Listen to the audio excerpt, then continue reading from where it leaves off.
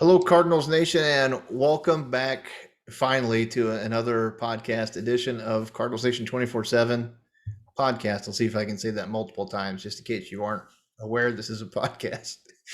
We've been out of the picture for a while. We've all had a lot of things going on, both professionally and personally in our lives. So it's been hectic, and we've had conflicting schedules and trying to get together and make this happen. And we don't like to do it unless at least the three of us can be here together, or at least have one of our other guys jump in, and they're not that available. So we're all available now, and so here we are. So we'll jump back in. We won't rehash everything that we've missed, but we'll talk about current things in Cardinal Nation. And so, Chris, jump in. We'll start with you. You're the leader of the pack and been keeping things going on the social media platforms.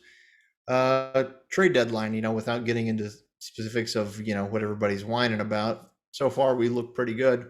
What do you think of the front office? Do you think it was a good deadline, or we could have done better?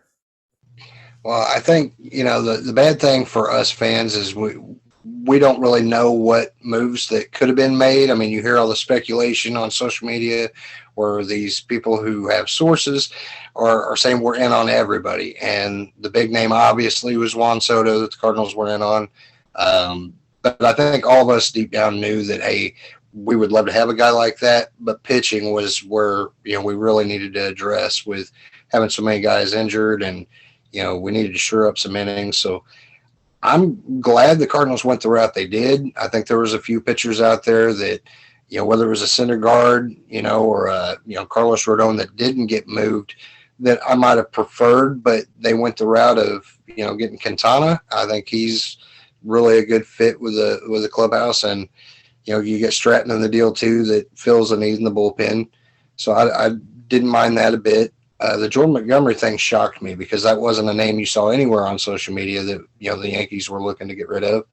And to give up Harrison Bader, I mean, we weren't always like the biggest Bader fans, but we weren't Bader haters, And for the guy that been out hurt, hate to see him go, but we get a pretty solid pitcher in return. So I think Mo really made a hell of a move on that last day.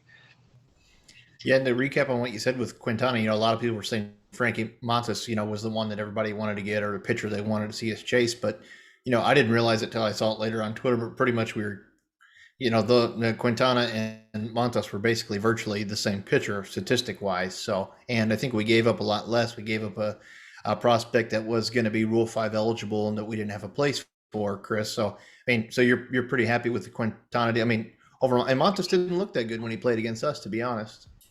Yeah, I like the move. Obviously, I'm a big Oviedo fan. I thought, he had, a bright future, but you get a guy that in Quintana, I'm surprised he's 33 years old. He's one of those guys that just seems like he's been around forever. But definitely an arm, like you said, the stats were neck and neck, him and Montas. And Montas coming off the injury that he had and knowing that we would have to give up a lot more, to get him, that was a pretty suave move, especially trading within the division. That doesn't happen too often. So very pleased with that move. Yeah, and going over to the legend, Larry, you and I seem like when it comes to trade deadline moves and giving up prospects, you and I mirror each other quite a bit. We're on the same path of we don't really want to give up much of anything because you don't really know what you're going to get with prospects, but everyone wants to always overpay and give the whole farm away. I like the aspect of trying to be competitive every single year and giving us a chance, and making some of the moves that people wanted us to make. It would have cost us that. So your thoughts on, I know you're probably pretty happy with it, but your thoughts on the trade deadline as well. Well, I think the biggest thing is that we really don't know what's asked. We sit here, we can take the bloggers, the writers, like Chris said, the sources, the unknown sources, and we can say, well, this is what they're going to ask. But we've said in the past, if the A's are asking for this from us and they're asking this from the Yankees, a Yankees number 3 or number 4 prospect is probably a top 1 or 2 prospect for us because they're so loaded all the time. But we just don't know what was asked. And then as far as Juan Soto got involved with that mess, I think the Dodgers pushed the Padres into that mess. I think the Carlson ask pushed it beyond the limit for us. And like you said, if we don't win the World Series by getting Soto the next 2 years, we've wasted the next 5 years of farm help that's gone if we don't re-sign him. And he really doesn't address a need that we had other than just another superstar, because we know we need the left-handed pitching. We need bullpen help, and he can't pitch and he can't, so that kind of throws that out. So are you going to play, church league Sunday softball or beer league softball and just try to outscore everybody? And we've seen how that worked with the Phillies earlier in the year. But it's funny, the Phillies went out and got a boatload of pitching because they knew that was their weakest spot. They also gave up some of their guys to get some defense. And then they waived a couple of guys as well. And I think that's the biggest thing is that I think John Mozeliak keeps everything close to the vest. I think he values those prospects, because I think he's in a damned if he does and damned if he doesn't anyway. Because, I mean, we know what happened with Randy Rosarina, that goes, and it's like, oh my God, this guy's an idiot. Yeah, we just got Liberatore, who just happened to be one, at the time, a top 3 prospect in the country and a left-handed pitching that we needed. Plus, you add in these Gorman's best friend, that kind of gave you a double-edged sword there as well, because you did bring that familiarity with those two to come together. So, but then you get, that nobody. Then you trade one, right, Larry? That's a good point you bring up. Then you trade one of those guys, and you don't trade the other one. The other one might have ill will or be pissed off or want to be traded, and we might not know about it. So it's a lot of stuff that comes into play there. And you get, I mean, you're still messing with the psyche of a lot of young men. I mean, these guys are not old guys by any means. I mean, what are they, 22, 21 years old? I mean, 20 and 21, I guess. And I don't think we've seen the full extent of Gorman yet. I mean, I think he's going to become a lot better than what he is currently. He's going to adjust to those pitchers. And we know he's an all swing or miss guy. We know that. But how many years have we said, we need that power? And so now we already have it in house. So why are we going to trade him away to bring in somebody else that is a powerhouse when we've got a full outfield the way it was? I mean, we got so many outfield prospects now, we don't know what to do with them. Yeah, and I think that's why trading away Bader doesn't sting as much. And he's been kind of injured, out of the picture. So, you haven't seen his face every day. So it didn't hit as close to home for some people. But you make a good point again, Larry. It's even if we would have went out and got a big bat, like a Juan Soto, that still wouldn't have solved our need for starting pitching and even bullpen help, which this is going to kind of, we already saw, Palante, who was very serviceable, that did a good job. He's went to the bullpen. He actually picked up a win, and I believe the Montgomery game against the Yankees. And, and then, Stratton has probably pitched more than I'd like him to, but he's better than his stats would lead you to believe. His ERA was a little inflated, but everything plays well. And then you have to figure, these guys like Quintana and Montgomery, not to say the Yankees are a bad defensive team, but they're an offensive first team. So, Montgomery does strike people out, and he is a good ground ball pitcher. He's very comparable to Syndergaard, almost 50% ground ball. And Quintana with the Pirates, team behind him, that's nothing to really brag about. You have to think these guys would only be better, pitching for a team, with the likes of the Cardinals. I mean, you move Carlson to center field, Chris, but he's still very serviceable. And a lot of it was mind games. A lot of fans, even on Tuesday, people were saying, big name reporters were saying Cardinals are still going at, it's down to these 3 teams. And then you find out from Mozeliak that they were out Monday afternoon. So they really weren't. So, a lot of that too is people buy into it, but a lot of it is mind games. There's could have been from Mike Rizzo from the Nationals. It doesn't do him any good to have a team leave. So, even him being in the the owner's suite with Mozeliak and, shaking hands and patting each other on the shoulder, that could have just been TV service, to try to give people the impression, oh shit, they're going to make a deal. We got to step up our offer, but Chris, overall makeup with Bader gone. Apparently the Cardinals are very high on Carlson. So, I mean, really, we're going to probably end up better than we thought. And then we saw against the Yankees, I mean, we got to bring it up. We ended up sweeping the best team in baseball at the time, which is no small feat, even when it came down to a slugfest, which you think they would win easily.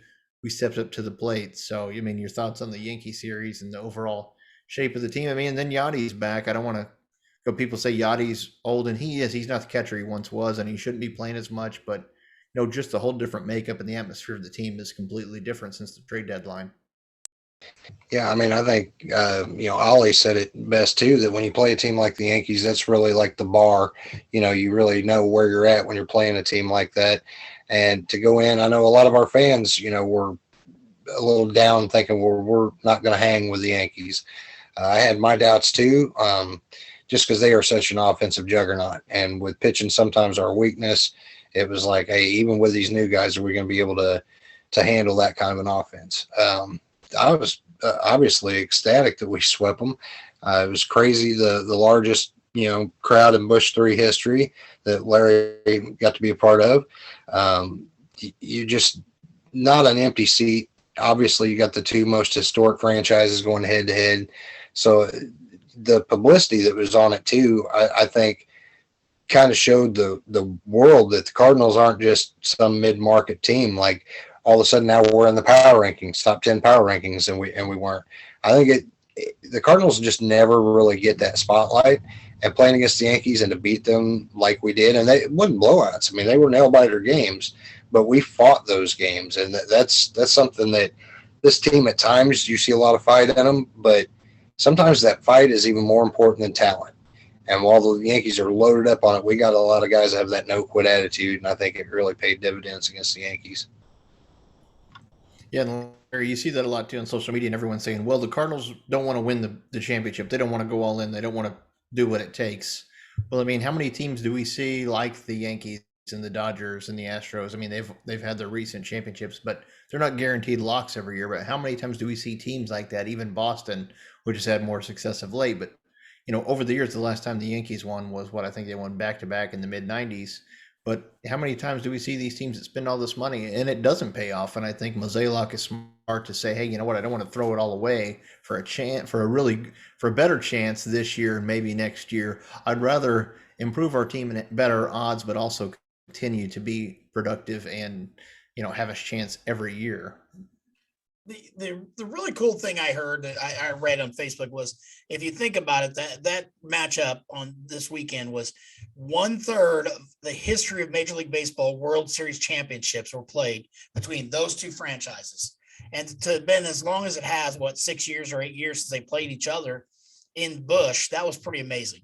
On top of that, you take away the Montgomery start and the 1-0, the game that he pitched a hell of a game. And then next game you go into your slugfest, like you said, but every time they hit, we hit back. And that's the thing is, you're a championship boxer, you take your hits, but whoever's left standing at the end is what matters. And with Mozeliak, it's not about the money. I mean, everybody wants to make fun of the dumpster diving and all that, but how well did Lester and Happ pitch last year for us when they came in? How, we picked up a couple other guys. I'm sorry, they escaped my name or their names right now from off the top of my head. But we brought them in. They were nobodies. I mean, a couple of kids we picked up, Miller and those guys like that. Those guys were good at what they did. And, you think about our last World Series, 2011 that we won, the bullpen was our weakest link coming into the final month of the season. And they knew it. And they said they took it personal. We were tired of giving up runs and losing games. They became shutout players. I mean, and so you always say, you look at the heart of a man. That's how you judge a person. And I think when you see these players, there's no quit in them. And we like to say, because they're not this high pressure talent, like a Betts or one of those guys, they're not any good. All it takes is one good night, and a guy goes for it. I mean, look at the guy that beat us last year and knocked us out for the Dodgers. What, Taylor? He's hitting 211 this year, and he got signed a big contract, and he plays for the world. He's playing for the Dodgers, who got beat by so he had a good night. That's as simple as that. And that's what he'll be remembered for.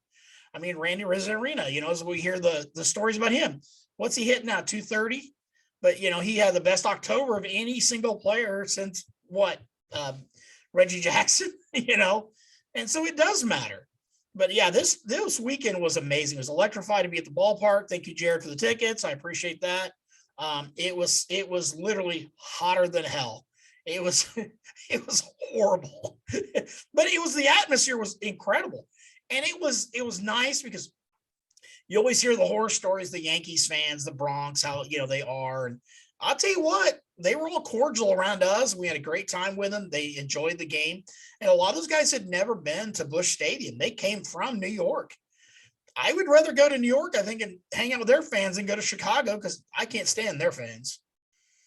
Yeah, historic season Pujols last year. A lot of Yankees fans are kind of, like Cardinal fans, I think, when it parallels to that of, hey, this is Albert Yachty's last year. We don't get to see him often. Let's try to make a weekend trip if we can. But it was great with a big crowd. The fans are energized. The team's been energized. But Chris, you have to say makeup for a team. That I guess that internal what's the word I'm looking for? Chemistry is very important. It's not just about the talent. It's about trying to get the right mix of people at the right time. And we've seen what was it, Felipe Lopez? In the past that a lot of fans liked that randomly was traded. But they knew he was kind of a bad clubhouse guy that needed to go. And even Albert and Yachty. Albert's not productive as he was, but you see he's always talking with players and laughing and smiling. And, even everyone that they interviewed said, having Yachty back, even just to have him in the dugout and in the clubhouse is a huge deal because he has that drive and that passion. I don't think that goes away for these guys, even though he can't produce to the level he once did, catching all these years. I mean, look at everyone that's come and gone, Lucroy, Posey, Maurer, all these guys that were competing with Yachty to be good. Yachty outperformed them and outlasted them. And I bet he had less time missed in all of his DL stints than all those guys. I could almost probably guarantee it. But team chemistry has to do with a lot of, bringing victory. Chris, what say you? No, I definitely agree with that. Not to go backward, but as far as the trade deadline goes, it come out that Mozeliak personally went up to Carlson and said, "Hey, we're not dealing you." And I know on social media, a lot of people were like, man, that could mess with these young guys like a Gorman or a Carlson, hearing that their names floated out there. And to an extent, I agree. That's got to throw you off. But when you do have your GM, president of baseball operations, come and reassure you that we aren't dealing you, and obviously he did that with Carlson, not so much with Gorman, that's got to boost your confidence. And really, even if your name was being dealt, to know that you would be in a package to acquire one of the best ball players in baseball, that's a compliment in itself, of, hey, I'm worth getting that guy, okay. And to be told, hey, we're not dealing you, we've got all the faith in the world in you, his boost has got to skyrocket. And I know Wainwright had mentioned that on, I think it was 101 ESPN, that he thinks this is when those young guys is going to take the next step, is knowing that the organization had faith in them. They've been playing good baseball, and to just have that security feeling, that's their time is now and they know it. So it's time to step up. I think they will. Well, one question though is that in the stipulation in the Bader deal, if he's not healthy by September 1st, we get him back. And they get to pick from, three other players or cash to be named. PTL, yeah, they do. With him.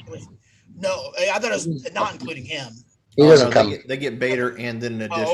Okay. I misunderstood. Okay, because player off of a short list. He came back and they had a short list of players they could take instead of him. Okay, I misunderstood. And I don't think any of those players would be much of an impact. It's probably a bunch of mid-level minor leaguers. They usually don't release the list unless they can trade. Yeah, I did see where a lot of people were saying that, but yeah, it's a player to be named later with Bader if he doesn't come back. That'd be awkward as all hell. They did say, because obviously a lot of Yankee fans were upset, that Montgomery got dealt for a guy that isn't going to play for the next month. And, I don't know if it's Kirchin or one of the, main guys that come out and said basically Montgomery was not in the Yankees' plans for the playoffs to start, and they weren't going to utilize him in the bullpen because they've had some arms come up now, and they really needed the defense in the outfield for the playoffs. They weren't too worried about the remainder of the season. So for them, that's what they were looking at, and getting Bader was for the postseason, and knowing that they could afford Montgomery because he wasn't really in their postseason plan. No, it was a good pickup for the Yankees. I mean, they're going to need a Gold Glove center fielder whenever you're going to have guys like Stanton and Judge playing in your corners that, even though they're not horrible, they're not going to be, and as time goes on, they're not going to be super mobile.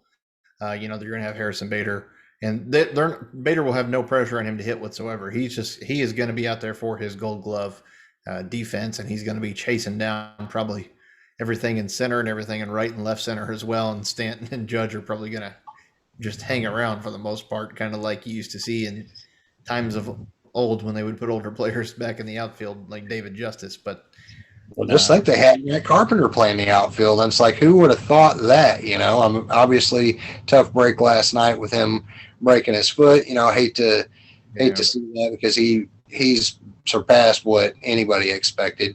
But to know that a Yankee team that good and they're playing Matt Carpenter in the outfield. Defensive wise, just looking at it on a defensive level, it's like that's the very suspect, defensive outfield when Hicks, wasn't looking that good for him. That LaCastro, I mean, he's fast as can be, but, he barely hits his weight. I could see Bader really improving, that team when he does get it right. I mean, a year ago, Aaron Judge was a center fielder. Yeah, when he was healthy. That's another thing too about those guys. The Yankees always have people that are hurt, but it goes back to that old adage, if you're swinging your bat good enough and you're being productive, the teams will try to find a spot for you to play. We saw that with Edmund at first. He played in the outfield a lot and he was kind of all over. We saw that with Carpenter originally when he came up with us, and we've seen it with, the likes of Brendan Donovan this year. We even saw it with Matt Adams, even though that was a horrible idea at one point in time. Pujols played left field. He played third base. He played first base. And Pujols played at the outfield whenever he had a really bad elbow and couldn't even throw the ball. Renteria was instructed to basically run out and get a soft toss, and that's how much they wanted his bat in the lineup. But his arm was still stronger than John Jay's. Yeah. Poor John Jay. Hey, he's got his 10-year service time, so he can retire with a pension now. That's right. This year. How awkward is it if you're Hayward right now? I mean, after what they announced, how awkward is that right now? We're not going to need your services after October 14th, but till then, we want you on the team. Well, did you see how social media the Cubs put out "Happy Birthday, Hayward"? Because today's his birthday, and it's like, right. Happy birthday, hit the bricks. What the hell? But you have to look at it from the positive side too. Everyone talks about how unfair baseball is for the players. In his birthday card, there was probably like a check for $26 million. Probably. We're not going to need you next year, but you're still getting paid. If my job told me that, I'd say no more. I don't need to stay till the 14th. If you don't want me to, I can go now. There's a beach somewhere I can sit on.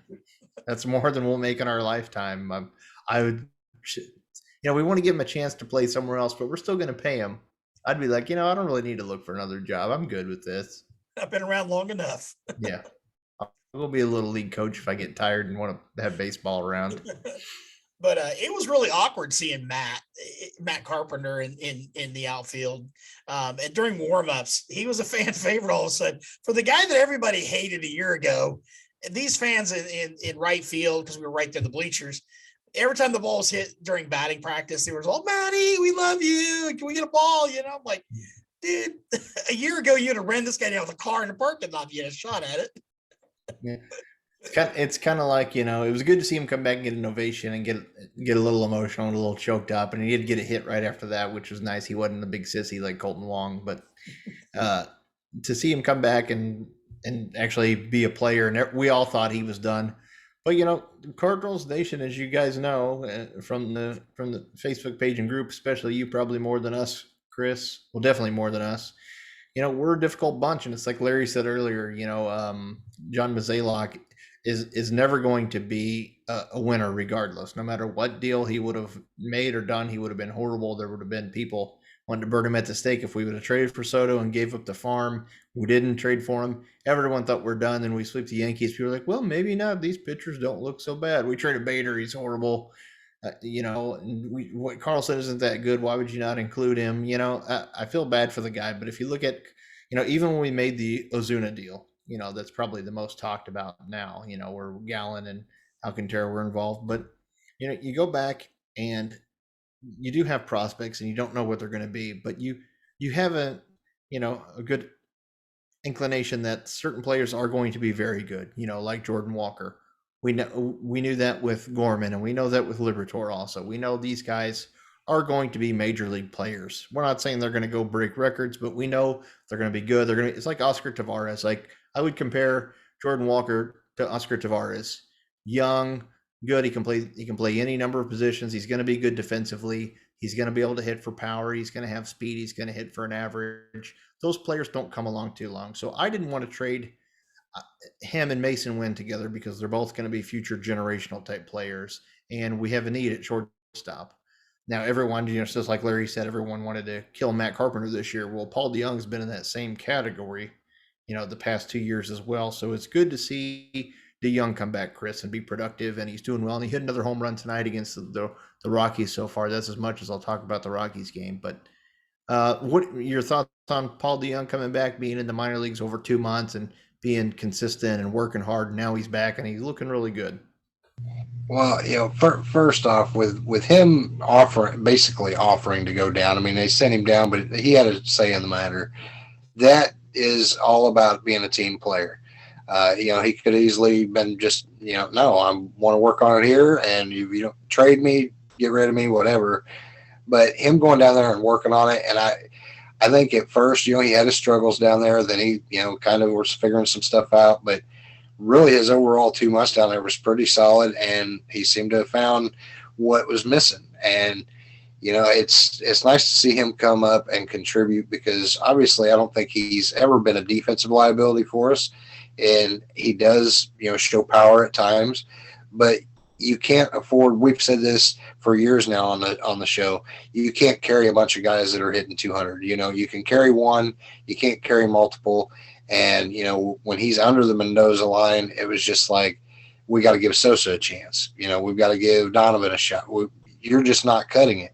And I was glad to see Mozeliak and company address that early on and not let it become a Matt Carpenter thing where we're just going to run the guy out there constantly because we've got faith in him. Because you can have faith, but at the end of the day, these games, whether they're in April or now, they matter. And so if a guy's just having a rough week, you can't just keep running him out there. I mean, you got to spell a guy a day. Going down there and getting the work in, I think, is, it's a cap tip to him, because he put in the work and he swallowed a lot of pride to do that. A lot of the fans were on him, same way they were with Carpenter. But to go down there and to get right, I mean, I think that speaks volumes as to him as a man and a baseball player. And it makes sense. And I think they kind of knew he kind of figured things out, or it was time to give him that final shot. Larry, we parted with Mundo Sosa and traded him away to the Phillies for a AAA pitcher. Basically, maybe there's some upside there, maybe not, but we knew there probably wasn't going to be much of a. I know you excited about the pitcher we got. Yes. Kisner got a hit. That's what I'm excited about. Kisner got a hit. It's 2 RBIs. There you go. Ken Eisner. Say it right. Nope. But we knew Sosa was going to be expendable, but then, Mozeliak does have to be taking a little bit of a deep breath and thinking, oh, well, thank goodness, because they've already made the move with Edmund and stuff, and now Sosa's gone, but you got to think, it's going to be DeYoung's spot to at least hold down for a little bit. He's obviously in the middle of an extension. He makes more than the league minimum, but he's not, a huge cost liability, making, $20 million. So what do you think about the Paul DeYoung move yourself and about his recent resurgence? I think when he came back and in the midst of, him being a 3-game home run stint, then he comes up and he hits 2 home runs in his first 2 games back in St. Louis, give him 5-game run. That was pretty impressive for a guy, like you said, that had to go down and he was swinging at everything and flailing and just looking bad. But I mean, earlier on, like the years past, I don't think it was the strikeouts with him as much. It was, he would just get the weak outs or the fly balls. And then it became the strikeout victim. And I think when we had the, O'Neill, him and Bader, all 3 doing the exact same thing, it did cost us games. But with him going down, like Chris said, he could have easily said, I want to trade. I'm not going to stay, whatever. Excuse me. And there were teams out there that would say, hey, we'd love just to have his defense alone. I mean, you throw him into it like a Tampa or someplace, they have a small field or something. He could have thrived there. A lot of weak shortstops this year too. A lot of underperforming shortstops. And so, yeah, I mean, what was there 4, free agent shortstops that are, got picked up for free agents this year, and all of them are below what they thought they'd be.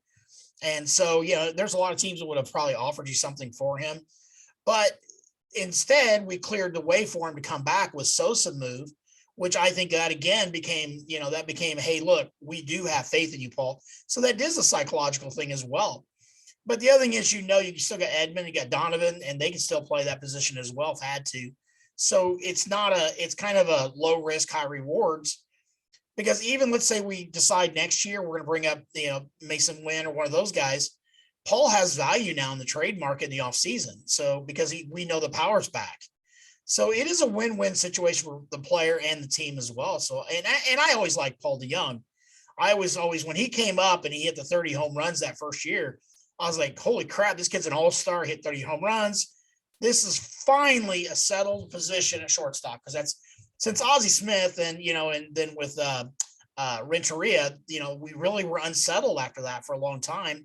We had the revolving doors. Those guys came and went at shortstop. We had a couple different guys there for a year stint, Peralta and those guys. What's the guy that won the World Series? Yeah, in 2008. Recall? No, short little guy we got from the Angels. Eckstein. Eckstein, thank you. See, I'm getting old, guys. It sucks, guys. I'm telling you. You get old, your memory's gone. And they just talked about it right before I got here, because he's on the WWE thing for their bobblehead, bobblehead, yes. But those guys came and went. We had them for short term, and they were here and they're gone. So I thought, finally we got somebody that's going to settle into position. And then the struggles came. And then Sosa, they brought him up last year. We seen him boot the ball, and he was always that guy who was projected to be a middle of the infield utility guy, never a starter, and he proved it. He couldn't do it, sustain it either. So it is kind of one of those sore spots. But Paul's a good story. And, just like I hate to see Matt Carpenter someplace else, but it is a great story that we see that success. And I think, as much as I hate to give Chris credit this year, as I do, but, bringing back Albert Pujols this year, as much as I was really cringing it is a feel-good story. And I think the 2022 season is a feel-good season already. Even if we don't win the World Series, just think of all the things that have happened this year. It's pretty cool. I love seeing Albert back myself. I thought it was a good move too, and it was a good financial move for the team. And it was a good clubhouse move for the team. You can see he's worked with a lot of these young guys, just on hitting approach and stuff. I mean, he's still a great baseball mind, even though he may not have the bat speed that he once had and stuff. I mean, he still knows the game. He knows what to do. And that's one reason why I think people like him and Waino and Yachty have been successful for so long. They're smart players that have made, successful transitions through. They realize, okay, I'm not as good at this as I used to be. When Yachty first came up, he was good at defense, and then he worked on his hitting. And now that he's, getting older, it's starting to go back away. We just want you to be serviceable, be there for these young guys. And that goes into another, part of the trade that we didn't even talk about. Getting Yadier Molina back is only going to make your entire pitching staff better.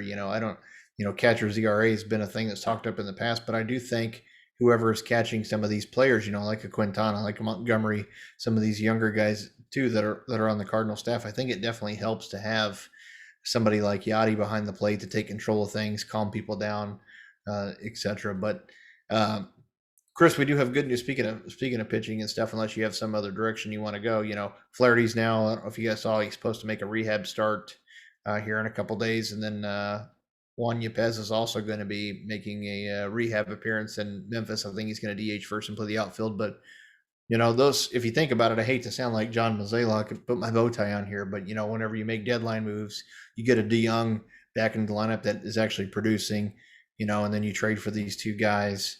You get other people clicking. Then you got Yepez, who's going to be good off your bench, and Flaherty is a wild card at this point. I'm not expecting much, but if he comes back and performs, he's not going to hurt the team. Now you'd move Hudson to a potentially long role in the bullpen as well. It makes your team, it makes your pitching rotation and your bullpen deeper. So getting those two guys back is nothing but a good positive here in our final run against some rather weak teams. Yeah, I mean, I'm sure every other team deals with it too. So I hate to just say the Cardinals always seem bit by this, but heading into the season, knowing that you're without Alex Reyes, that's a tough blow. We didn't think we'd go all season without Flaherty. Even if he comes back, you're only getting him, a month of the season. Where would this team be if we had Flaherty all season? Same with Matz. I think Matz was a good signing. I still do, for $44 million, 4-year deal. I like the move, and I think if he could have stayed healthy, he would have provided.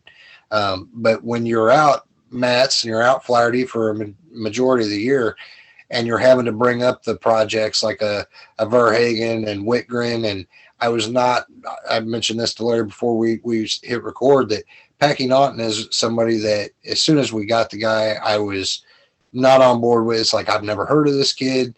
He's not going to amount to shit, but he's pleasantly surprised me. Same with Andre Palante. He was doing stuff down in the minors that I'm surprised he broke camp with the club, but he is. It seems like every game he gets a little better. I mean, he has his outings where it's a little rough too, but he's outpitched what I think any of us expected. So when you do have that coming back and Flaherty and not knowing where you're going to slot him, Ollie's mentioned maybe a starting role, and that probably means Hudson's going to be slid to the bullpen. But where's your starting five then? Larry said, we got Quintana and Montgomery. You've got Wayno and Michaelis. So your fifth guy, is it going to be Palante or are they going to go with Flaherty? That's kind of where I'm at is, do you ease Flaherty back in or do you go ahead and give him the reins as the fifth starter? Either way, he's going to contribute and help this team a lot if he's healthy. It's hard to cut. Honestly, I'm not a huge fan. Speaking of Pacquiao, and he's pitching now. And Montero's good that we traded for Arenado's got 2 hits tonight. So I think we should probably renix that trade. Horrible trade, Mo, to get Arenado and put Montero in there. But Palante, it's weird for me. He doesn't set the world on fire and he doesn't stand out when you're watching a game. You don't think, man, this guy's really good or got good stuff. But he's kind of reminds me of Dakota Hudson a couple years ago. Maybe 2019. I'm trying to think of what year it was. But, he's coming out and he's doing well. And he's, regardless of how he's getting the job done, he's getting the job done. He came in from Montgomery the other day and got the win on that game, was able to provide a couple of innings of relief. But I believe the Flaherty's going to start and they're going to work him in as a starter. The Hicks thing was a stupid idea and a disaster. And I think it kind of messed Hicks up for the season, to be honest with you. Different mentality. And he's just now starting to figure that out. But, if he comes, what do we have? We'll have Wayno, Michaelis, Montgomery, Quintana. Who am I missing? We got someone else in the rotation. Hudson. Hudson did start, but I'd say he would probably be. Hudson's on his way to the bullpen. I mean, he's not looked sharp his last several outings, and on a personal level, that's why I dropped him on my fantasy team. Was the guy just 5 innings? It was a struggle, and not a strikeout pitcher. Obviously, we know he's a ground ball guy, but it just wasn't. Some games it was like watching paint dry with how slow he was to the mound. Then he kind of figured it out where it's like, I'm going to speed up the pace a little bit. I just don't think he's got it clicking on all cylinders. So maybe the bullpen will help him right the ship. Yeah, maybe next year, spring training, give him a restart or refresh. That'll be something that's good for him. But, we've got a lot of pitching, and this is one thing. I don't really know where I'm taking this. Maybe I'll save it for this. Let me go to Larry with something else. When Grechik has a couple of hits tonight, that's why we're losing to the Rockies, guys. We traded away all these good Cardinal players. Now look, if we never would have got Arenado and some of these other guys. But Larry, I want to take it back to you too with the team chemistry thing. I know we kind of skipped over it, but you look at guys and like you made a very good point when you were talking about championship teams of the past. It was the right.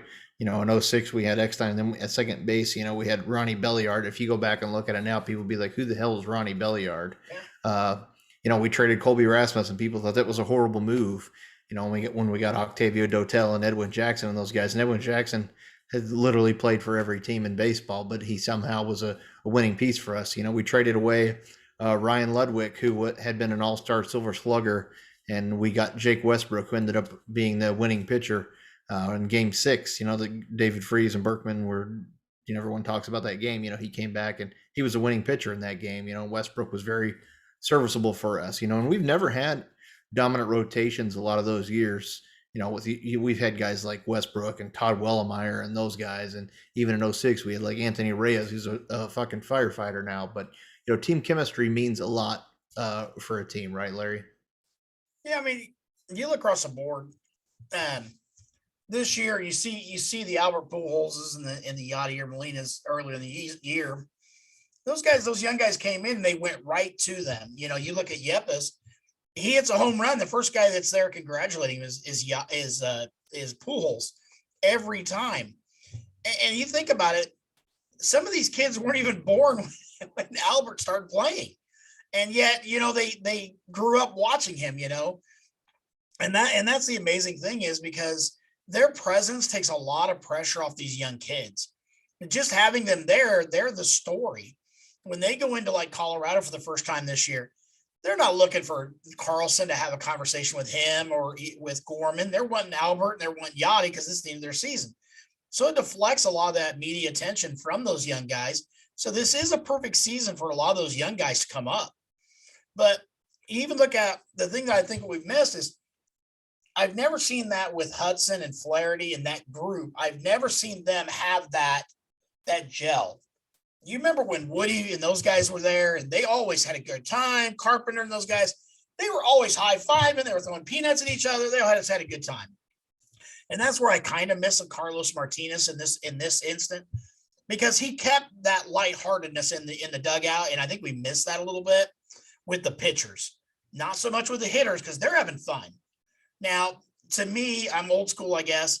The home run helmets or the jackets or the big car dealership thing around their chest, those are just lame stupidity things. I hate those things. I hate them.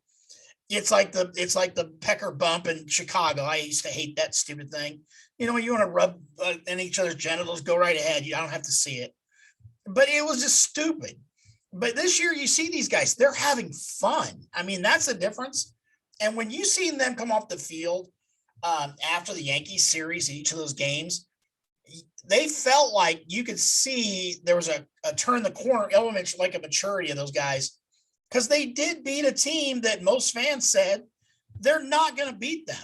They're not going to come back and beat those guys.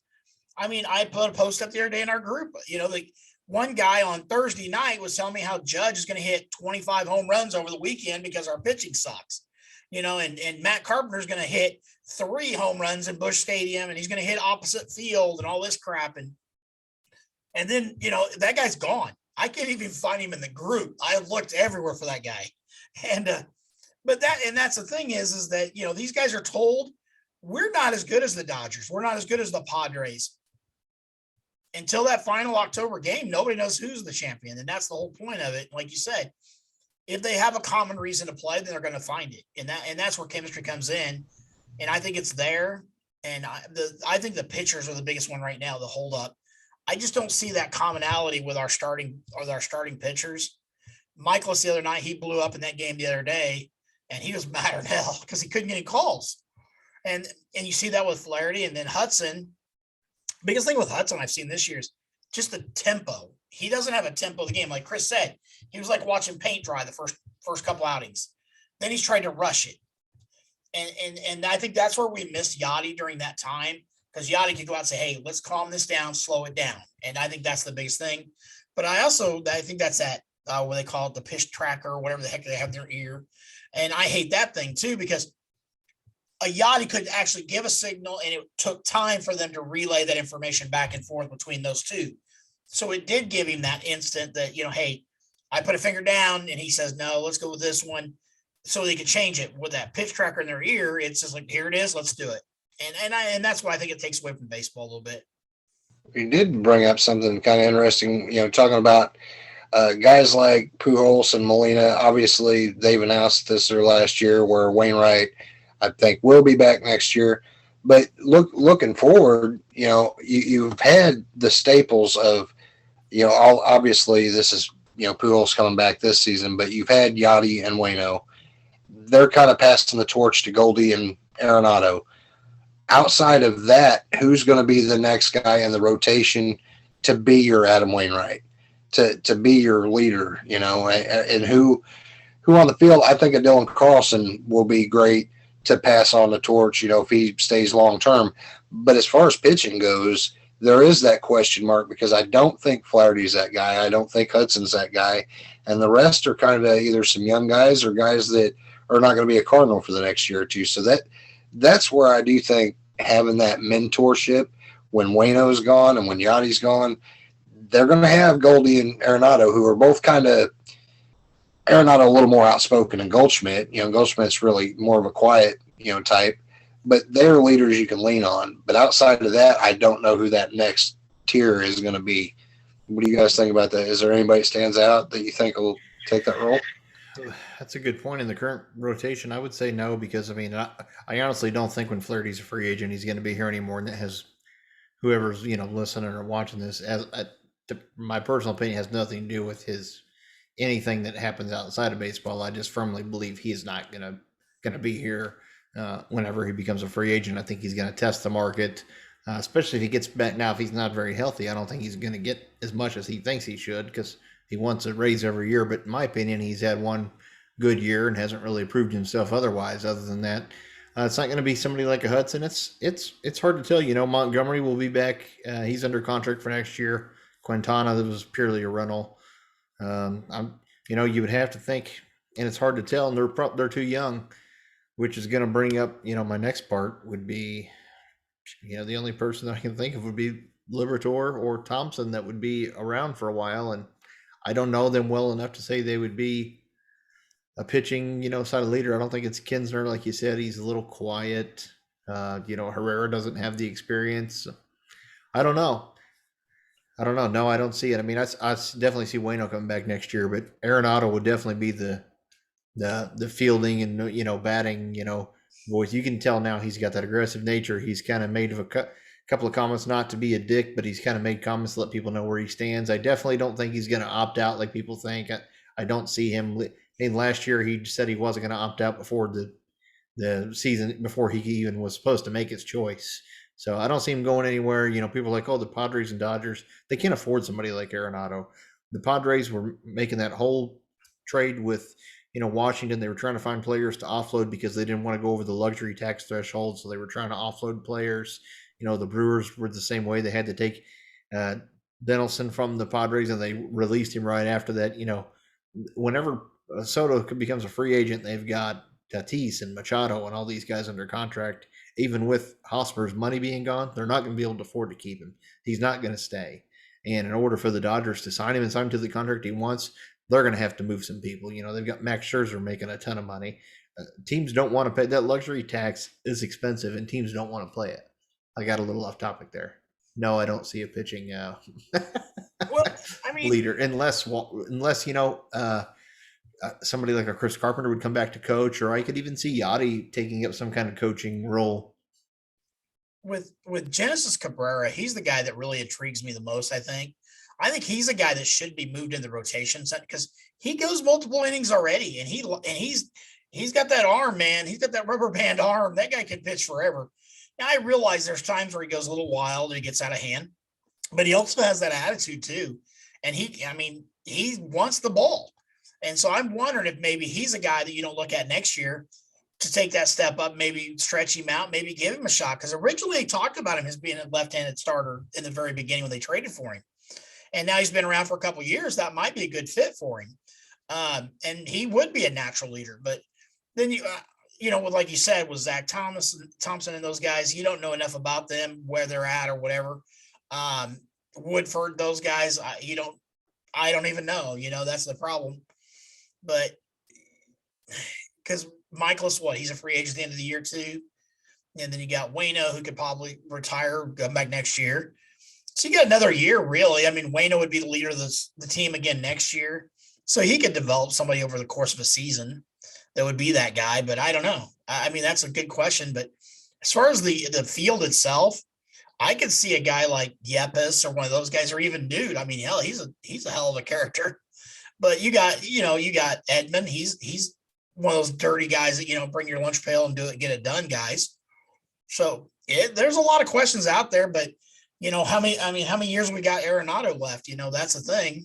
And Yachty hasn't been there all season anyway. So this has been everybody's team but Yachty. So. Yeah, you can just tell whenever they say, though, that everyone was stressing on the fact of getting Yachty back, how important it was in the clubhouse. That Chris makes a good point that it's missing, and everyone's always said, Goldie's not one to be outspoken. He's one of those guys that gets the work done. I could definitely see somebody like, Albert coming back to coach probably sooner than anybody. I think he likes the game and instructing and trying to help people too much. He's kind of been doing that for the last couple of years. So I definitely could see him, especially living in St. Louis and liking St. Louis, wanting to take on some kind of advisory or coaching role like a Willie McGee or something. But I don't know what that would do for the pitching side. Well, Yachty owns the team down in the Dominican or Puerto Rico. So he owns that Caribbean league. He's involved with that big time. So I don't know if he would be able to, do both or. I don't think it'd be any different than what he's doing now. He's owned that basketball team there for a while. So he owns a baseball team too. Oh, he does. I Yeah, know he because owns that's what he was coaching. Because he coached that Caribbean league down there, the Caribbean, and he coached them in that. And then he was talking about doing the World Series or the World Baseball thing and coaching for them then. So You do have a couple of Cardinals that are representing Team USA in that. So I was glad to see Goldie and Arenado, going to be named to that team. That's pretty awesome. A guy that, I mean, obviously he's been hurt all year, but Matt's, knowing that you've got him for 4 seasons, he could be a veteran, leadership. As far as Hennessy Cabrera, big fan of his. I'd like to see him get, an opportunity to start. But his meltdown that he had where he got pulled and threw the ball down, I don't know that his maturity level, would be leadership material. Um, I think that's going to be lacking when Wayno leaves. And you're right, that is another year from now if he does come back. So it's not that you have to have it. I don't know how much longer. It's not to blame Mike Maddox for anything, but coming out and doing the shoulder massages, it's kind of like, does that help? I mean, I have no idea. Does it help calm those guys down? I think the other night with Wainwright, he just kind of looked at him like, get the hell away from me. And not that he has an issue with him, but it's just kind of like Wainwright was kind of giving up some spots, and you got Mike Maddox with his Vulcan death squeeze to massage you. I think it'd be interesting to see somebody like ESPN or John Boy Media talk to some like therapist or something to see maybe if that touch does something, hey, listen up, kind of like is the dad putting the arm around you type thing. Because sometimes what he'll go out and he'll give him the double, right, the double hand on the shoulder if it's serious. I don't know. I definitely think. Well, they said originally he had put his hand on their chest, their heart. Let's get their heart to stop racing. That was the biggest thing with the young guys. Let's get them to calm down, But then it became this whole massaging the shoulders, the elbows, the arms, and those veteran guys, they don't want no part of that.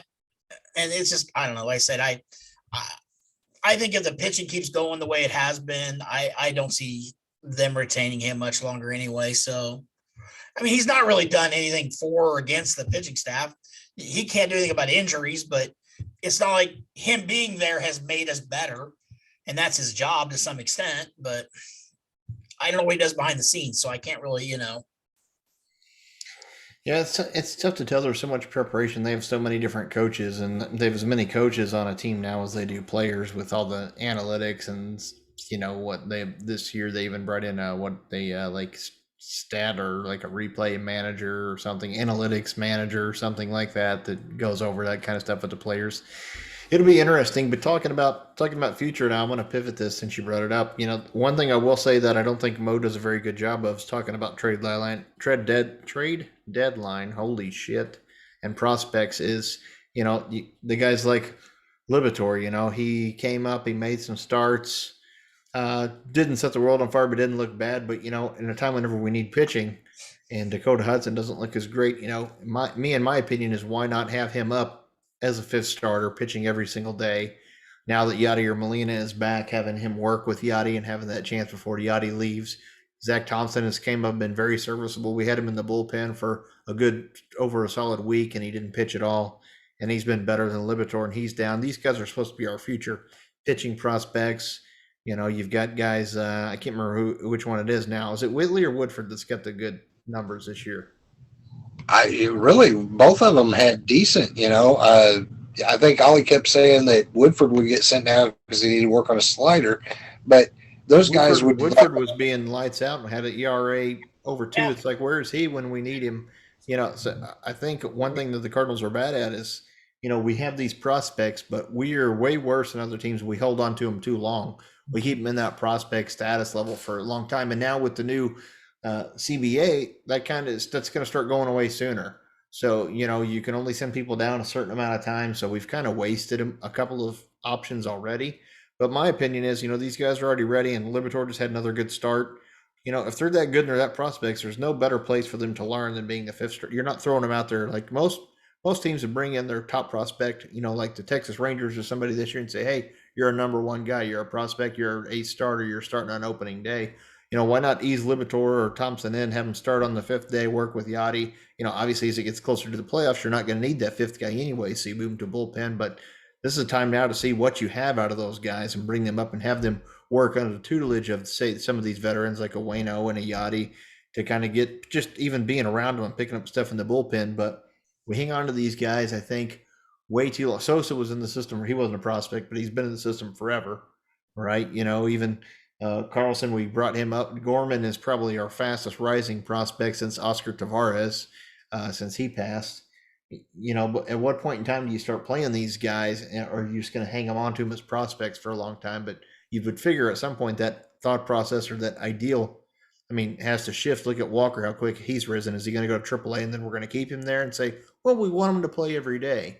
Well, at some point in time, you have to decide, is Tyler O'Neill going to be your guy or is he not? Right now, I would say no. You can't have a guy have one good year and say that's it. He's been pretty disappointing. Even Tommy Edman, who had a really great WAR up until the All-Star break and was really good, he's fallen off quite a bit. But at some point in time, you have to kind of see what you have out of these guys. At what point do they become, stars in the big league club, or do they stay prospects, or do they wash out like Kisner? Kisner's kind of an aged catcher by now, and we don't really have anyone to fill that role. I don't think he's the guy. Is it going to be Herrera? We don't know. He really hasn't got a taste. You would like to see him work with Yachty a little more, being as how close they are in actuality. But it's a long question, Chris. But basically, your thoughts. Pull something out of the beard. Well, no, I agree with you, but especially going out and now that you've got a Quintana and Montgomery, if you had Liberatore and Thompson up in the bullpen and you've got those two lefties and Genesis Cabrera as your three lefties in the bullpen, that's filthy. Every one of them can go multiple innings. Then you've got Helsley and Gio, and you got Hicks and probably Hudson. That is probably the best bullpen in baseball if you add those pieces. Yeah, but then we're talking about prospects. We're not talking about taking a guy and see what he can do. These guys are supposed to be good, so you need to find out at some point. Babying them is not the answer, I don't think. Yeah, but are you telling me is McFarland better than Liberatore right now? No. Yeah. Gio hardly can break an egg right now. So why is Zach Thompson not up and Liberatore? Why aren't those guys up throwing? Like Chris and I talked about right before you came on, we were talking about this. When Duncan and La Russa was here, those guys started the bullpen. That's where they put him. The next year, guess what? You're the number 5 starter. Then you're the number 4 starter. Oh, now guess what? You're Wainwright. You're the ace because Carpenter retired. That's how the progressive was. And we've went away from that. It makes no sense to me. And like you said, how many outfielders do we have stockpiled between St. Louis and Jefferson City or college or whatever, wherever, the single A? Well, sometimes we hurt ourselves too. And I think that's why, not getting mad at Mozeliak or saying they made bad moves, but it's why you have things happen with, Alcantara, who we didn't see often, Rosa Reyna, even when we, these guys are going to be good, Adolis Garcia, and we get rid of them because we don't have a spot for them. But I think it's because we don't try soon enough, what we're signing. Who the hell did we even have last year? I can't remember. No offense to Corey Dickerson, but we got Corey Dickerson. Did we really need to go sign Corey Dickerson this year? No, now we have Yepez and Donovan, so he won't be back next year. But we've got all these guys, and the Cardinals seem to kind of pull guys out of nowhere. But all these other teams pull up their stars and they put them in and give an opportunity. Us, it's, hey, you're coming up, you get a spot start, you're going to go back to Memphis after this. Good luck. What kind of motivation is that to a prospect to go out and kick ass? It's not. Okay, we need you. And who was the guy we signed that used to play for the damn Marlins that we had last year? Zero. Oh, Austin Dean. Yes, that's him. Shit, drama. We always go out and sign guys like that. And to me, my whole point is why? We didn't need Austin Dean last year. Yeah, we're blocking guys that could be at least, and I don't care about that shit about, they need to play every day. But to me, that's horse shit. Let them come in, and when they play, they're going to play hard and try to earn a spot. To me, it's easier to set them on the bench and tell them to learn now than it is to where you're going to come up and you're going to start every day. Then you do bad, then I'm sending you down, or you're sitting on the bench. Come up and learn, and if you get an opportunity, fucking make the most of it. That's the way baseball's always been. The Cardinals are good at drafting and good at finding prospects, not good about actually using them and putting them into play. Just before COVID hit, they had the kid at that year in spring training. The kid was lights out. He gave up one hit for spring training. They put him on that taxi squad, and we've never seen the kid again. Parsons. That was it. Yeah. Then And then Woodford that year, he was lights out in spring training that year. And then they kept him at AAA. You're like, well, a guy like Parsons, what does that do to your psyche? how does that really get a screw with your head? I mean, you outpitched a lot of people, but you're not going to make the team. Yeah, but we're going to bring up this 65-year-old lefty because he pitched in the Dominican Republic for 4 years, or we're going to bring up the lizard eater from Japan or Korea that has never pitched in the major leagues in 10 years. But I mean, nothing against Michaelis at all, but I'm just saying we're going to give that guy a chance because he had success in Korea or Japan, but not the guy that had success at AAA that is already on our roster and makes league minimum. We're going to give this guy $10 million to come from Korea to pitch. That makes, I don't understand the logic. Now, Michaelis, that first year, he was a savior because everybody got hurt, and he's pitched well at times. Well, this is no deal with, this is no shot at Kinsner. Kinsner was a prospect for 10 fucking years. Yeah. And you had Yadier Molina, and you knew you were going to have Yadier Molina, so he should have been traded a long time ago. Well, I mean, what's the kid that we traded Arizona, for Goldie? Carson Kelly. Yeah, I mean, how long was Kelly ahead of Kisner, and that was the thing. I mean, Kisner's 27 now. He should be in his baseball prime. He should have been traded 2-3 years ago whenever we knew he had Even if he didn't trade Kisner, he should have been up when we had, like, Matt Wieters. If you're going to have him up then, not have him be – he done everything at AAA that he could do. And I do think with, like, Nolan Gorman this year and Dylan Carlson last year, Mo did a good thing by – letting those guys come up and get more than just a cup of tea. They're getting some experience. And I think for guys maybe down in AA, like a Walker that, he's not ready this year, obviously. Yeah, that's when guys need to see everyday time. But a guy that there's nothing left to prove at AAA, there is no reason to go down there and be your point to that, Chris, is how many years did they say that about Kinsner? He needs to bat every day. No, he fucking don't. He's a catcher. Well, right. Kobe McFarland just gave up another fucking home run. Yeah, well, it is McFarland, the guy that we just talked about. He's given up 3 runs out of the. And sometimes you have. I mean, that's the point of being a good manager or a good GM of a team, right? You make adjustments every year, and it's baseball. Nobody's perfect every year. McFarland was lights out last year. He was great. I'm glad they re-signed him. He earned that. But guess what? He's not performing this year. It's a business, right? So you're not going to pitch very much, or we might not even need you.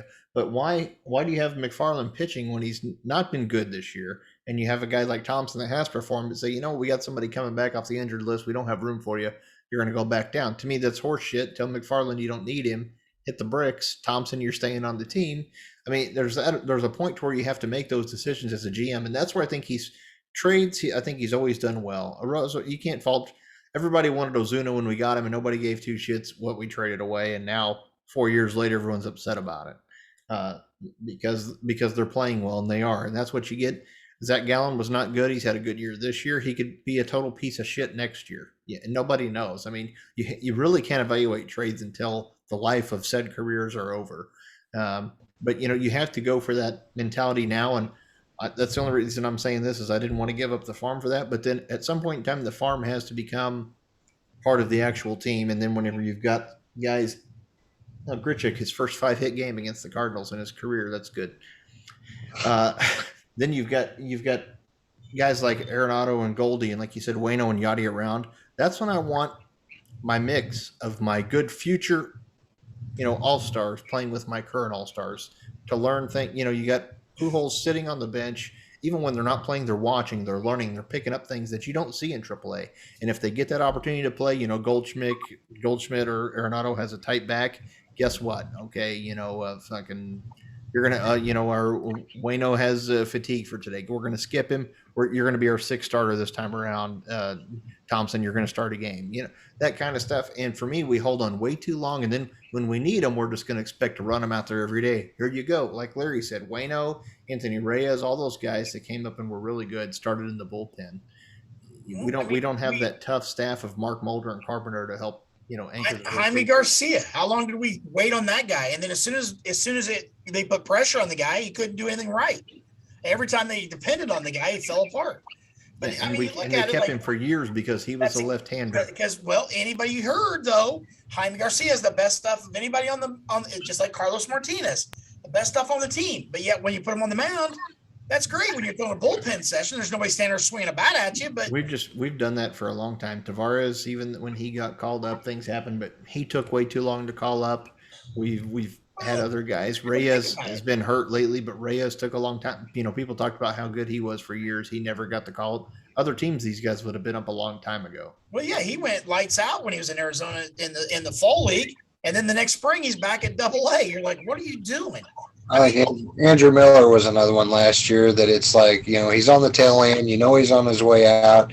And, I think we can all agree that, I mean, like to Jarrad's point, if you do call up Liberatore and Thompson right now and you put them in the bullpen, and like I said, you add that with Ennis Cabrera, you've got three lefties that are all former starters or current starters that can give you 2-3 innings. So that alleviates all these like games where all these this guy's not available. This guy's not available. I pitched Helsley tonight, Gio tonight. Those guys plus a Palante or plus a Hudson if they get moved in the pen. Every one of those guys give you 2 or 3 innings. You don't have that. Well, we're bringing in McFarland because we're down 14 runs. What's his spot on the team? He's not contributing. You want your best. You want your best guys always, right? And if Mikolas is getting his ass kicked like he has tonight, then you go to Thompson or Liberatore or Cabrera in the bullpen. And you say, hey, you know what? Get up and get loose. I need you in the game. That's what baseball is. It's not little league. Well, we don't want to. Their arm. I don't really know. You don't really know. You might have a guy that might not pitch at all, and his arm turns to shit, like Reyes has been the last few years. You have to go with what's going to do. Like last year when we went to the Dodgers, I don't remember. We called up Yepes and somebody else, and like he hadn't been on the team all fucking year. It's like, okay, we got the walk game today. What are you really expecting him to do? Like, Right hey, now. we know you haven't been up wild card game.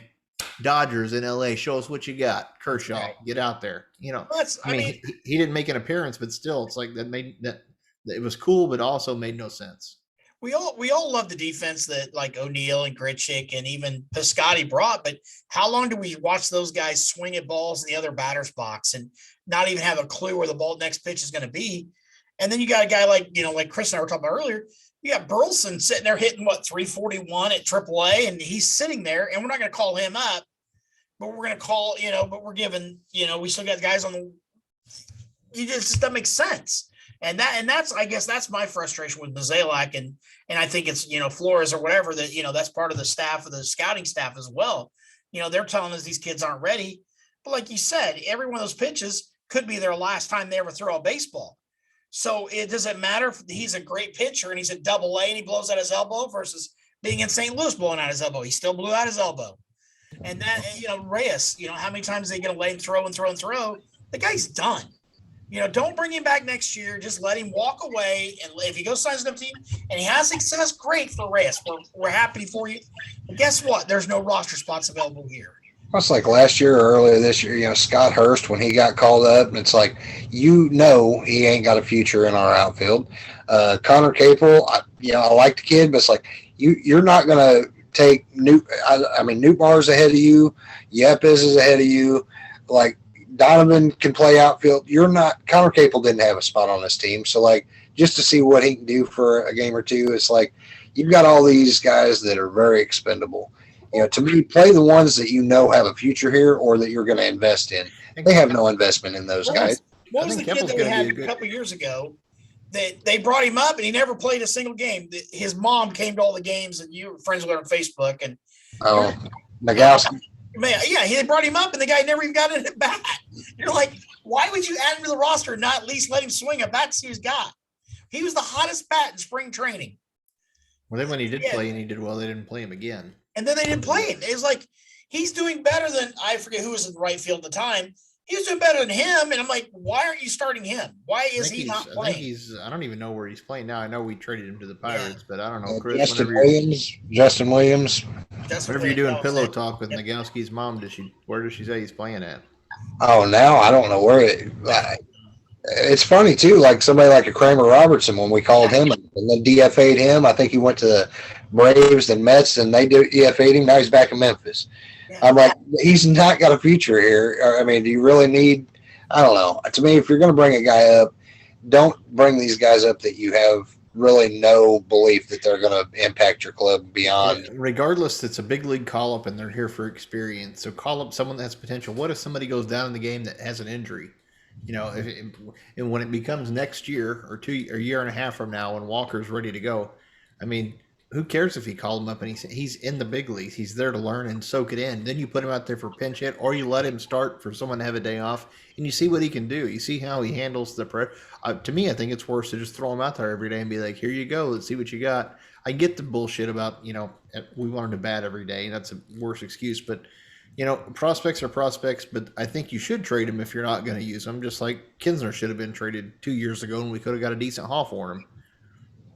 Yeah, they had several teams asking for him in trade deadline. We heard from the sources, but and again, it was how many catchers have come and gone that we held on to in Yachty's tenure. And I'm not saying they were all great, but there's a couple that had potential. We had a lot of weird random guys. Like even this year, going out and getting Austin Romine to me made no sense. Yeah, and then they brought Herrera up, and he didn't do anything. Okay, he played a couple games, but he should have been playing over Romine. I don't know that's why what I'm saying. Yeah, I never understood that one at all. But that's just, and I think that's the frustration with a lot of fans as well. It's not just us, but I think a lot of fans, they see that and they're like, why are we doing this? This makes no sense to me. And it doesn't make sense to me. I mean, like right now, Donovan, you got him on the roster. He's hardly playing at all. And then you got, and then, like I said, it's just these guys disappear. And it's like, did you get mad at him, or and Ollie can't see him at the other end of the bench? I don't know. I think it's a combination of things too, and I think then it puts players on people because, the Cardinals have always been, and I guess we've been on this topic for a while, but it's pretty tried and true. But then you guys like, the Cardinals think players should play. Like to me, Tyler O'Neill has been a good on again, off again player. Without him winning Gold Gloves, I don't think he's any better than Randall Grichuk, maybe even worse as far as consistency goes. But you don't and he can't stay healthy. So, at some point in time, if he's not swinging, he's striking out 4 times a game, you throw somebody else out there, let him have a chance. Or why not move Edman around a little bit? He's not playing short anymore. He played the outfield before. Edman is not producing at the plate currently. So mix and match him a little bit, make Gorman start at second. He's not that bad. And even Nolan Gorman is a natural third baseman, but why not, whenever he's Arenado's going to DH, why not put Gorman at third? I mean, there is a chance Arenado could opt out next year. So so you're not going to have him play third for a year? I mean, just some of those things don't make a lot of sense. And you're only keeping his value up if you have him playing the field a little bit also, instead of restricting him to DH and the occasional second baseman. Yeah, and like I said, that's what we were talking about earlier too. They keep protecting Gorman too. He's got to face left-hand pitching. He has to, whether we like it or not. He's a major league player. You can't keep pulling him every time there's a left-hand pitcher. And he hasn't been that bad against lefties. No, and that's what I understand either. But it gives them a chance to put Albert in to face the left-handed pitching. That's why, and I get that the fans want to see it. But again, are we fan favorites? Or are we here to win? That's the difference, and that's what I said at the beginning. There was a lot of times this year that I thought Pujols should have played more than he actually didn't. Whenever he was in a little bit of a hot streak, right? Yeah, you got to, and that's like you said, you get hot. Why aren't you riding the streak and let those guys continue to hit? Like the other night they pulled Albert and put Gorman in, and Gorman strung out 3 pitches. Well, Albert could have done that.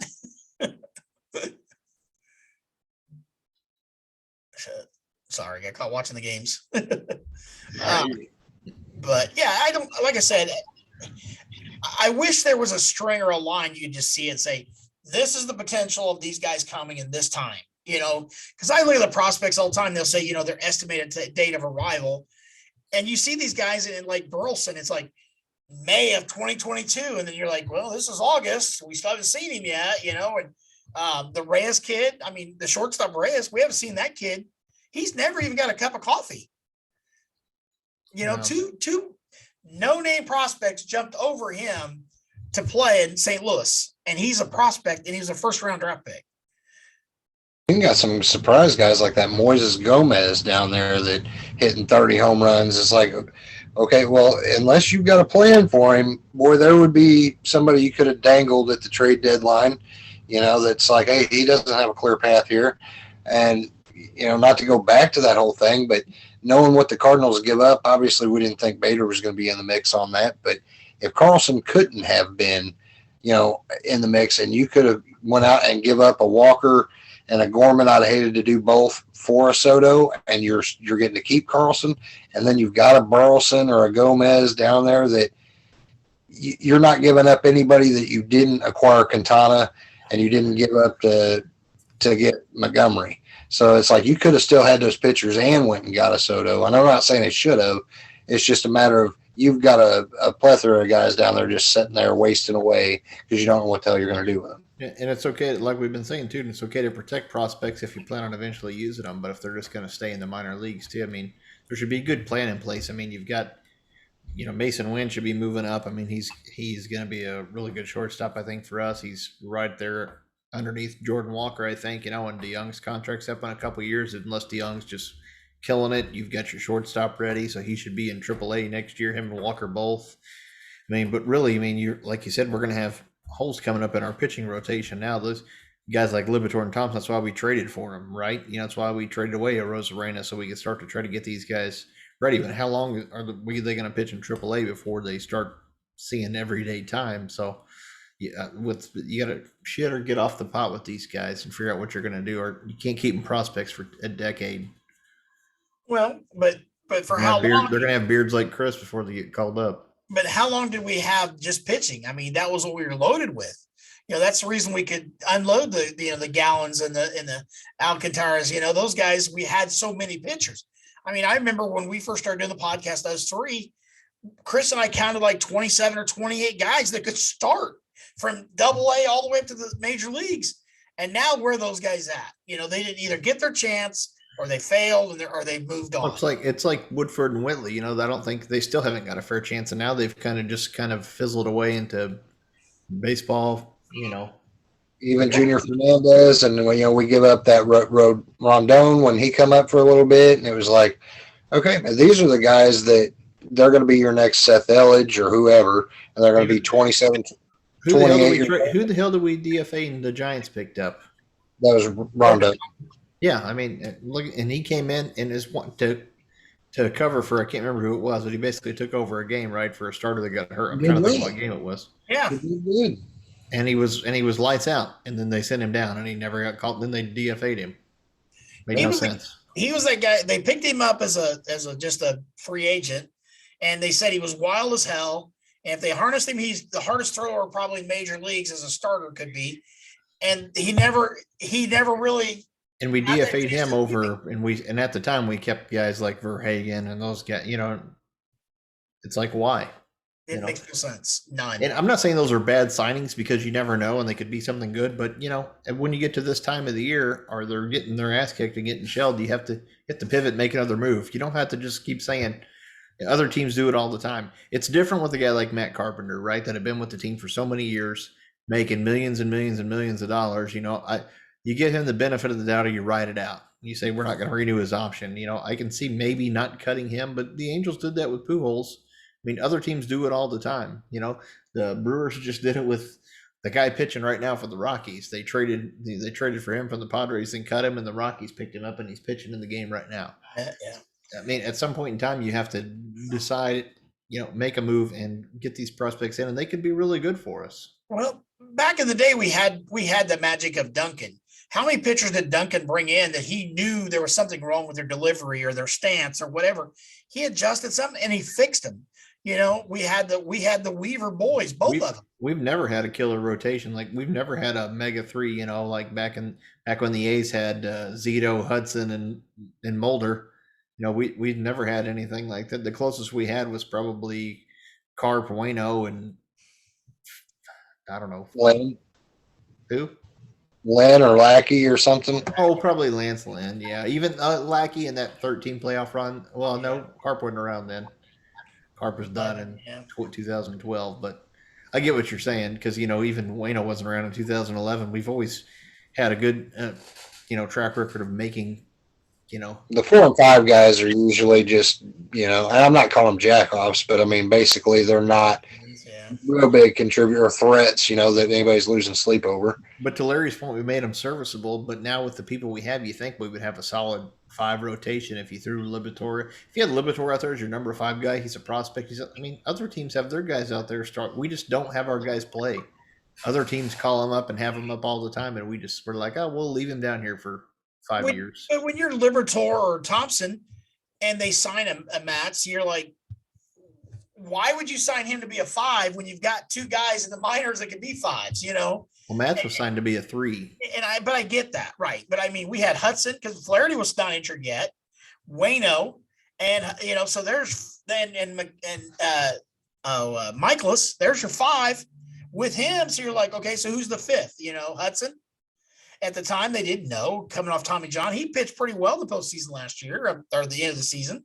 So it was like, okay, I think that was your 5 until everybody got hurt. Yeah, but you're telling these young guys, oh, you're not as good as we're going to run over here and we're going to get this guy because we think he's better than you. It's got to be hard on their psyche, man. It's got to just, and that's what I don't know. Like I said, I think, like you said, I think we hang on to these guys, and then the time passes when they should have had their chances, and then we could have. Why was the deal like, say, for Soto? Why would they wanted player-ready MLB players? Send O'Neill instead of Carlson. Soto takes Carlson's spot on the roster. There, your outfield's still in existence, you know, and that's the thing. We don't know what was offered. So what if we have to go 7 players deep instead of 4? You know, and we give up 2 other prospects instead of Walker. I think part of the Carlson deal was Carlson and other players. But if you look at Carlson too, he's still only 23. He's getting better as time goes on. He's a serviceable, not as good defensively as Bader in center, but he's very serviceable. And I think the Cardinals see him as someone they can keep long term. As to where Soto, you're going to get him for a couple years. Right. He's like Flaherty. He's going to test the free agency market. I mean, you might be able to re-sign him because I think he did like St. Louis himself, but that doesn't mean he's going to stay. When's the last time that we had that lights out rookie player that's 21, 22 years old come up and just light the world on fire since Oscar? I mean, none of them have just shown up. We haven't, but those guys don't come around that often. But every team seems to have, they'll bring up a player and you're like, where the hell did this guy come from? Well, you have Bryce Harper pulls his vagina every week. Well, we know Harper, we know Soto, those guys, we knew who they were coming in. I mean, but you know, a lot of teams will have a guy and you're like, where the hell did this guy come from? And they all have got these prospects and they'll throw them in there. They're 20, 21. And our guys, before they see the major leagues for the first time, are 24. And we protect them. Then, like you said, with Carlson, if you'd have brought him up last year or the year before last, he may be that next upcoming superstar because he'd had the extra time under his belt. But instead, we pussyfoot around with freaking Bader, who couldn't stay on the field, you know. And at the time when Carlson came up, Bader was hitting 119, 120. But because he could field the ball, I mean, that was the only reason he played. But last year, he had a resurgent year. He came back. He had a decent year last year. He really did. And he is a Gold Glove caliber outfielder. We've always said that. But if he's not hitting, 50% of his game is a waste. And like Chris said earlier, alluded to, you can have one of those guys, but you can't have Yachty not hitting. You can't have O'Neill not hitting and Bader not hitting and a right fielder that's a rookie not hitting and a second baseman not hitting. You can't. So to cover for one of those guys, bring up somebody exciting. You know, like I said, bring up a Burleson. Hell, bring up Wynn. Bring up Walker right now. Turn them loose. Their excitement is contagious, man. You see that youthful, you know, how fun was the beginning of the year when these youthful guys were succeeding when they were come up. You know, Gorman, when he hit the home runs. It was fun to watch. And we said that early on, that it was fun watching these young guys play. It really is. And to know that we held the Yankees this weekend to what we did, and we're a predominantly young team, really, realistically. I mean, our corners, the corners, all three, you know, the behind the plate and first and third. The rest of the guys are young. I think the main reason why I was kind of pro getting Soto was just knowing you've got that 2.5-year window and knowing that Goldie and Arenado are going to be on the decline in 2.5 years. I mean, they're not going to be as good as they are now. Worst case scenario, you keep him 2 years and then you could use him as trade bait maybe in that third year and bring some sort of prospect back. And you could have still went out and got pitching. And I wouldn't have wanted to give up Carlson, Walker, and Gorman. I mean, that's who cares if that's the rumored package, then that's too much.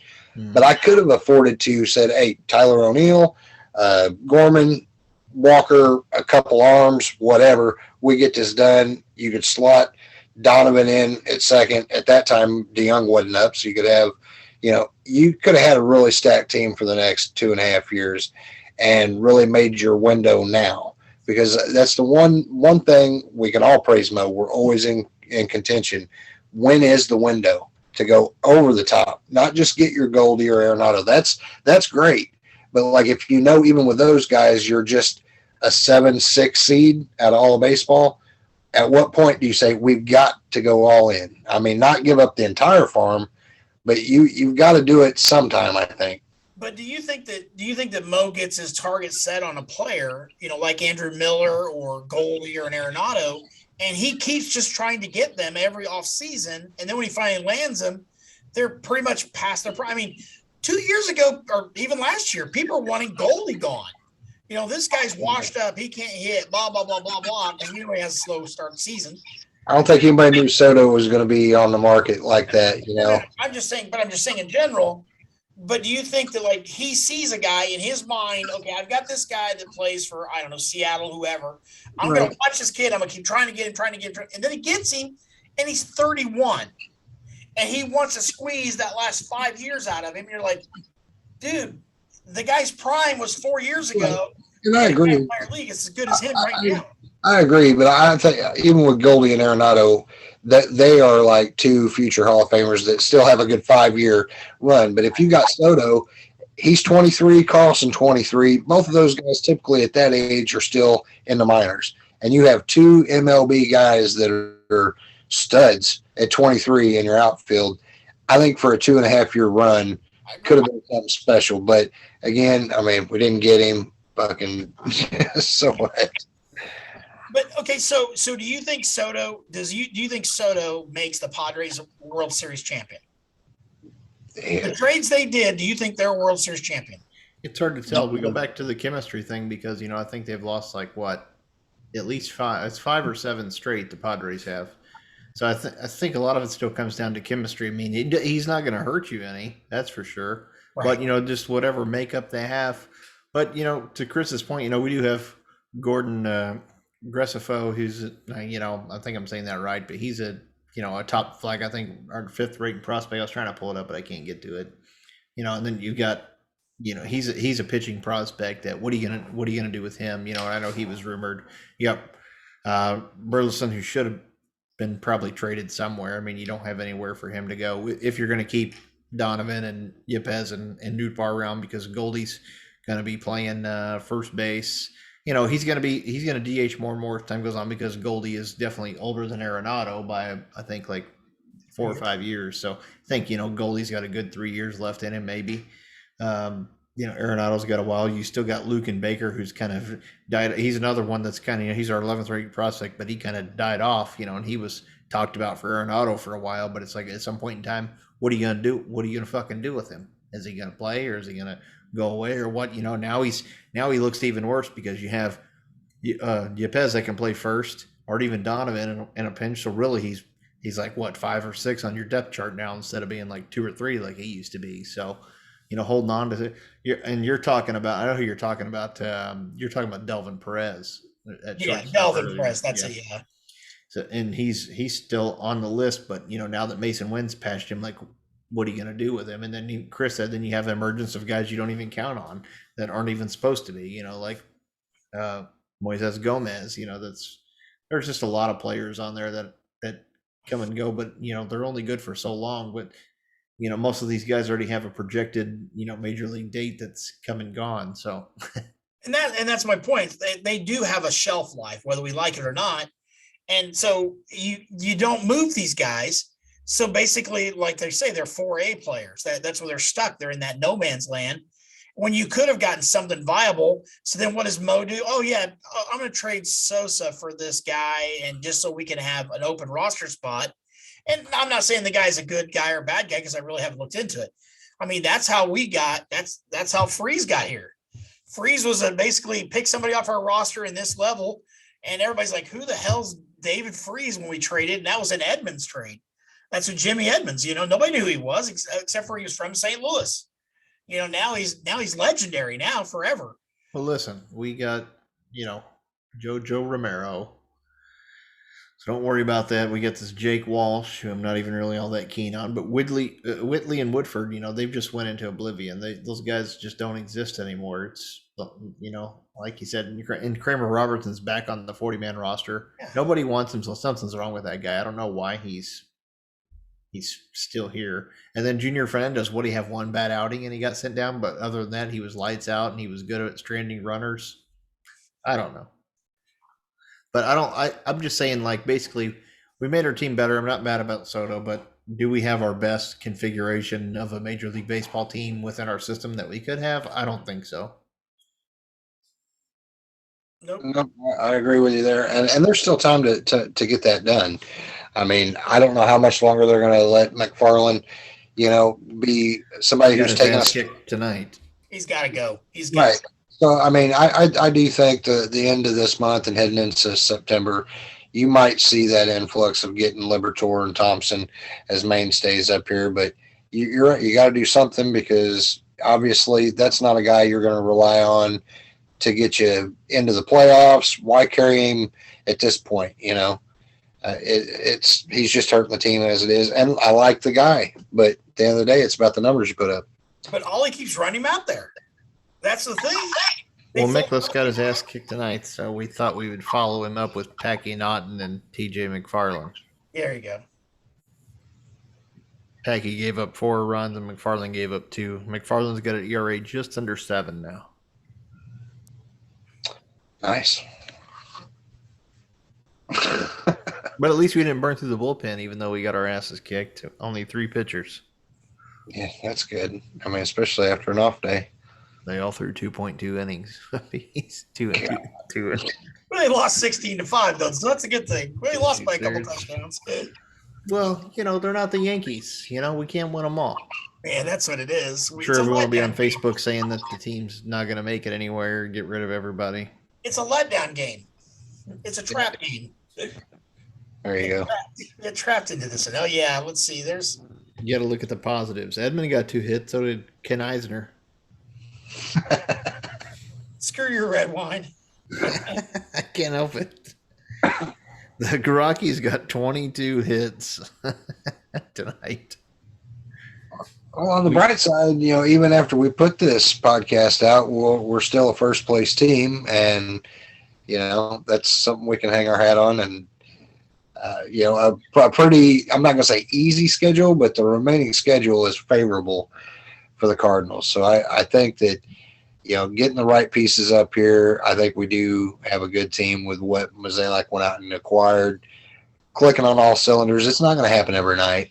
We're going to have these type of games, but can't have them often. That's for damn sure.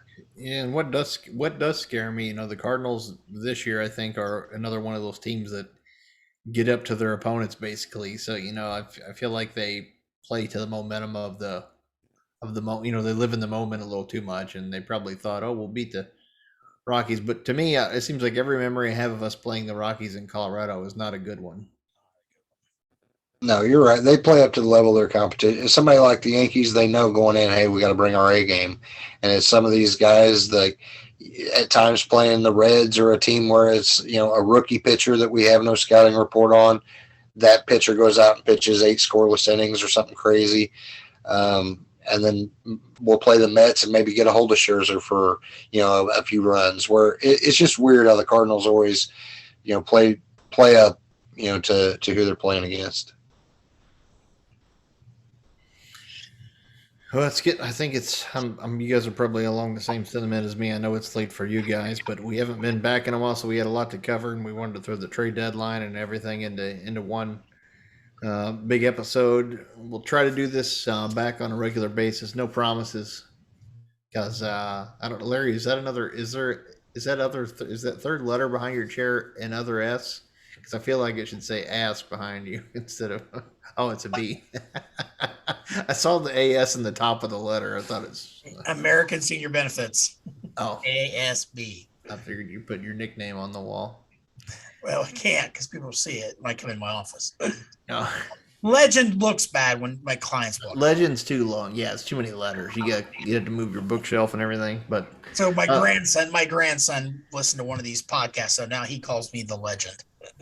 Oh, hey, see, there you He go. calls himself Legend Junior now. We got the dragon, we got the legend, we got the professor Brad. That's I don't know who. We can't say what Duffy is on there. Yeah, well, I was going to skip over that. So I guess that's pretty much it, Chris.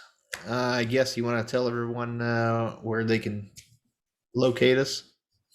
Well, obviously, we haven't been on YouTube as often as we'd like here the last few months, but we do still encourage people to check us out as we are going to try to put out some more regular content. Again, we had some personal stuff come up, got a little tied up with everyday life, but, we tune into Cardinal baseball and love talking, ball with each other and, for the people that tune in. So you can find us on our YouTube channel. Just search Cardinals Nation 247. You can find us on Facebook. We have a page and a group. Page, I think, is well over 70,000 followers. That's where we pump out the content of the show and articles and such. And the group hit over 50,000 members, still the largest on Facebook and growing every day. That's the fan forum where, fans vent their frustrations, cheer the team, share game day photos, and it's a lot of fun. So those three platforms, you can still follow us on Twitter and Instagram, although I'm not quite as active on putting stuff out there. If you're wanting to check out our show, though, definitely go to YouTube or go over to cardinalsnation247.com where our shows are all listed, as well as some articles that myself and Brad Kill have put out, all original content over there. Sounds good. Larry, any closing remarks? Love the weekend series with the Yankees. I think the season's full of great hope, man. I think we're on the roll. Cardinals are definitely set up for success. All right. Well, for the legend Larry Cox and for the bearded dragon Chris Lollis, I'm Jarrad. Thanks for joining us, and we'll see you next time. Go Cards.